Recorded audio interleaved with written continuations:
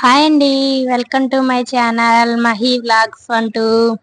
Today snack recipe బియ్యం పిండి ఒక్కటి ఉంటే చాలండి వీటిని చేసుకోవచ్చు. వీటిని వాడప్పలు అంటారు. ఎలా చేసుకోవాలో చూద్దాం రండి.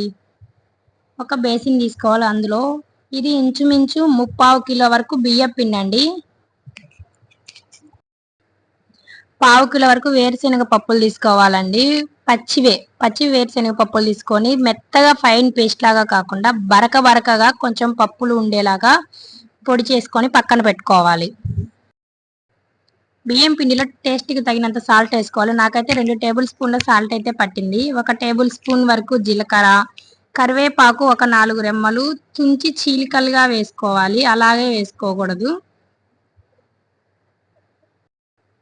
ఇలా చూపించిన విధంగా చిలికలుగా చేసుకొని వేసుకోవాలి కరివేపాకును.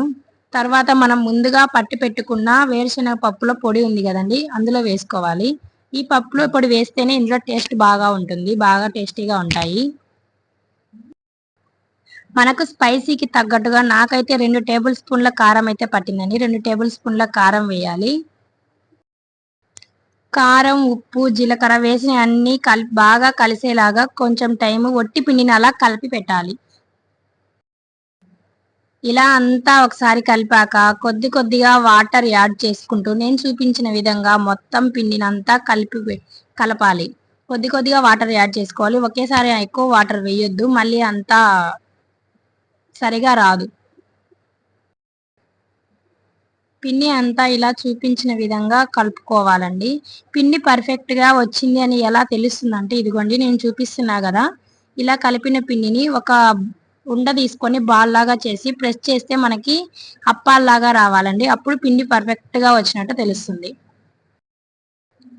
ఇప్పుడే కావాలంటే ఒకవేళ స్పైసీ కానీ సాల్ట్ కానీ ఏదైనా సరిపోకుంటే కలుపుకోవచ్చు, ప్రాబ్లం ఏం లేదు. మధ్యలో మా మోక్షిత్ గాడు వచ్చాడండి. హలో గాయస్, హాయ్ ఫ్రెండ్స్ అంటున్నాడు. మీరు ఒకసారి హాయ్ చెప్పండి మా మోక్షిత్ కి. మనం కలిపిన పిండి ఆరిపోకుండా ఒక తడిబట్టని ఇలా తడిబట్ట పిండి పైన వేసుకోవాలి.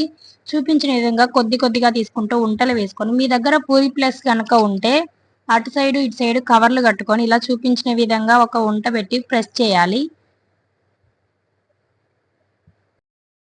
బాగా హీట్ అయిన ఆయిల్లో లో టు ఫ్లేమ్ వరకు మంట పెట్టుకొని మనం చేసిన అప్పాలను ఒక్కొక్కటిగా వదులుకోవాలి.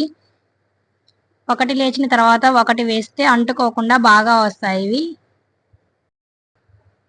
ఇవి చాలా రుచిగా ఉంటాయి. పిల్లలైనా పెద్దలైనా ఎంతో ఇష్టంగా తింటారండి. ఇవి 1 వీక్ వరకు స్టోర్ చేసుకోవచ్చండి. మనము ఇవి మూత పెట్టి స్టోర్ చేసుకోలేమండి. ఏదైనా క్లాత్ కప్పి స్టోర్ చేసుకోవచ్చు వీటిని మనము.